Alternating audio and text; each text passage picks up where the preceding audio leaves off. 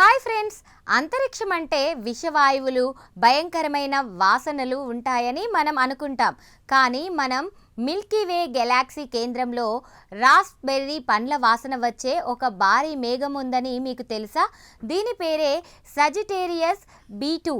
ఈ పరిశోధనాత్మక ఫీచర్లో కోట్లాది కిలోమీటర్ల దూరంలో ఉన్న ఆ రుచికరమైన మేఘం వెనుక ఉన్న శాస్త్రీయ వాస్తవాలను తెలుసుకుందాం. ఈ రీసెర్చ్ని స్పెయిన్లోని పిక్ విలేటా రేడియో టెలిస్కోప్ ద్వారా నిర్వహించారు. ఈ భారీ గ్యాస్ మేఘాన్ని విశ్లేషించినప్పుడు అందులో ఇథైల్ ఫార్మేట్ అనే రసాయనం ఉన్నట్లు గుర్తించారు.